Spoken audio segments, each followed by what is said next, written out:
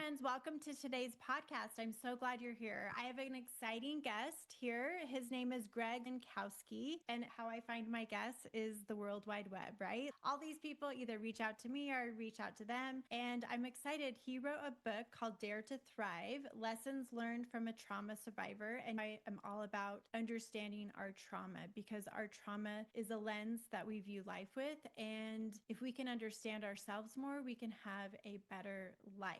So, Greg, thank you so much for being here. And if you want to just say a few more things about yourself so my audience can get to know you. Jen, first and foremost, thank you so much for having me on your show. And by the way, I love that heaven is cheering you on today, tomorrow, and forever. Yeah, I'm really... My friend bought that for me when my brother passed away 12 years ago. So you and I have that in common, that even though it was my brother, your son, Yeah, I do believe this because I feel like he's there cheering me on. absolutely. And I have to say, I really wrote this book primarily to honor the memory of our son David, who very medically complicated life. He lived from 1993 until 2002. And our whole family was blessed immeasurably by having him as our son. And in some ways, like he was like God's little ambassador to our family. And he changed our family, I would say mostly for the better. Are there still wounds? Yes. But I tell you what, if you were to meet our two living kids, you would say, wow, those kids have heart and they're making a positive difference in the world. For that, I am very grateful. And so, yeah, let's begin. Yes. So I'm curious. So you're saying you're a trauma survivor. So is it the trauma from your son passing away, or is it from your past, or what brought you into figuring out, okay, I've experienced all this trauma. Now what do I want to do? How do you believe you survived the trauma? I want to crank the clock back to 1954 when I was born. Okay. I was the second of four children. My dad, rest his soul, and actually bless his heart, he was in the Navy in World War II. He was at D-Day at Normandy in the Navy, saw so many horrific things, including the water around the boat at times was blood red. And so Dad had all of this trauma from being in World War II, which I suspect most of those precious men and women who fought on all sides, Germans, Japanese, people were duped, conned, forced into fighting. But anyways, so my dad comes home and goes right to work for the railroad, and I am certain that he had pretty bad post-traumatic stress disorder, aka, which in those days was basically just swept under the rug. Oh, you have shell shock. Get over it. Yeah. I'll get to work. Suck it up. Yeah. We don't have time to feel sorry for ourselves. Exactly. And as it turns out, pretty predictably, my dad, like so many other people, wound up resorting to alcohol to numb his feelings and to basically an attempt to cope. Yeah. People still do that today, unfortunately. Oh, without a doubt. And believe me, I have struggled with alcohol. I'm doing, I would say, dramatically better now, but I have overindulged in my past. But anyway, so one episode in particular that happened that I actually lead off in my book. Dad's drinking had gotten way worse over a few years, probably when I was around 10 or 11. And one Saturday morning, basically, Dad was very intoxicated. It was probably around 10 or 11 in the morning. And I know my mom and dad had been verbally fighting, and I do not know what's going on, but I do have some suspicions about what really was going on. But those suspicions, they'll be meaningless as I cross over and see them again in heaven. But anyway, so it was a Saturday morning. Dad was very drunk and out of nowhere pulled out a 45 caliber semi-automatic pistol and basically shot the gun in the house, in the floor of the kitchen, and announced to our family, I'm going upstairs to kill myself. You can imagine, even visiting that now, and I've been in multiple therapies. I've done a lot of my own work. We're getting 10-year-old Greg a big hug right now. Thank you, thank you, thank you. And so I had an older sister and two younger brothers and my mother. He was walking up the stairs to go up to their bedroom, stumbling, and somehow we all just subdued him. We charged him on the stairs, and I was successful in wrestling the loaded 45 caliber out of his right hand. And my next in line brother, thank you, dearest brother, he hid all my dad's firearms, and my mom called the police, and he went to grandma's house for a couple of days to dry out. And anyway, he came back a couple of days later, and it was like it never happened, Yeah. but it happened. Yeah. We don't talk about stuff like that. We just No. sweep it under the rug and pretend I didn't remember. I was drinking. I wouldn't do that. Yeah. And we had, all of us, I'm sure, have at least some element of PTSD along with other stuff. And anyway, shortly after I was probably around 13 or 14, I actually thought I wanted to become a psychiatrist. I knew in my heart I wanted to become a doctor. I wasn't sure if I had all the qualifications, but I felt like I wanted to become a psychiatrist. And I found out why a number of years later. But anyway, so I got accepted to medical school, where I'm my current and only wife, who we've put up with each other for 42 years. And we've lived through just about everything there is to live through. And there's more to come. I really respect her and my commitment. While we both have our imperfections, neither of us have quit. The past is in the past. But anyway, so I get into medical school, and I had my heart set on becoming a psychiatrist until I rotated through psychiatry in a locked veterans hospital, a locked ward in upstate New York. And one patient on that ward actually committed suicide successfully while on the locked ward one weekend. And I have to tell you, Jen, when I got there on Monday and I found out, it was like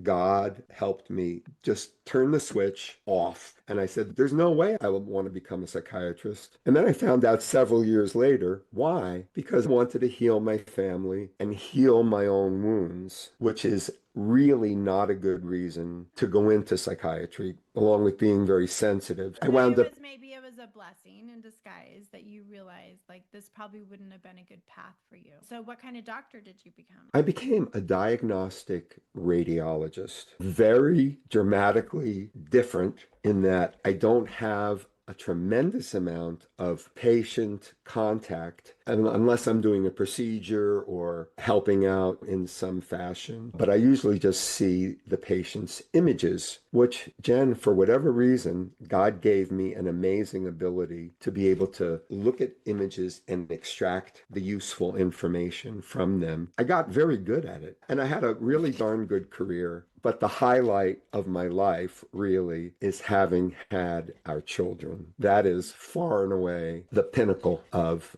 my life. Yeah, I love that so much. So before we get off your dad, what happened to him? Did he ever get clean and sober? He did. Good. I love And that. finally, a handful of years later, and I don't remember precisely, probably could have been, I'm just going to throw this out, maybe 10 years later, my brother and mom and actually some family members surrounded Dad. Yeah. He voluntarily went to rehab. And he went to often. And I would say probably the last 20, 25 years of his life, he was a different guy. Yeah. But not the guy that the 10-year-old Greg needed. No, Yeah. that didn't happen. Yeah. Although we did bond fishing, that I'm forever grateful for Dad for the times that we spent together, like either fishing from a shore or on a boat. And so I got to know who was that masked man. Well, I love that so much. So you have your son who's handicapped, or he has a seizure disorder, you said, right? Horrible, yeah. And then how far apart were your other children? Our daughter is actually, oh God, 3 years older, precisely 3 years older. So we have a healthy daughter who has blessed Lynn and me and our whole family with 4 little children, ages 1 through 9, who we're in love with. And then we had a son after David, and his name is Sammy. And Sammy was born roughly about 4 years after David was born, roughly, give or take some months. And so Sammy is alive and well, and he's actually a very good performer, lives in the LA area, does musical theater, teaches voice, and he's great. He's living his best life. So Were you raised in a faith, having any faith, or because you mentioned that faith really helped get you through your past? I was raised Roman Catholic, and back in the day when I was an altar boy, which was the 60s, the Mass was still in Latin. And so we learned like the responses, and all the different things. I learned the Latin, but Didn't learn the English. exactly. And it's funny, but not funny. But I can still repeat a good part of the Confiteor in Latin. I was basically raised a devout Roman Catholic, went through baptism, confirmation, and etc. And then probably in college, basically left my faith walk for a while. And then over the years, my wife and I wound up going to different non-denominational Christian churches, for which we currently are doing. Did that help you get through your son passing away, or did that push you away from God? Because a lot of people get angry with God when we have trials, right? Did you find yourself getting angry, or did you find yourself having the desire to be closer to God? After we found out about how severe David's situation was, because we didn't find out till he was about 3.5, 4 months that there was a problem. And then it's all of a sudden we were jumping on a moving freight train with the medical care that he needed. We were desperate for God to heal our son. And God loves desperate people. And so we basically were at a particular church, which was a large non-national church. But as it turns out, David would make noises during the service. We did not want to keep him in the nursery or babysitting area. So it just so happened that we found out about this little inner city church